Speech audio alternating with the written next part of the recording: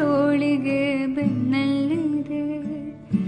ಆಡದಿರು ಸಾವಿರ ಪದಗಳ ಮೂಕ ಸೇತುವೆ ಕಣ್ಮುಂದಿದೆ. ಈ ಹೆಜ್ಜೆಯ ಗುರುತೆಲ್ಲವ ಅಳಿಸುತ್ತಿರೋ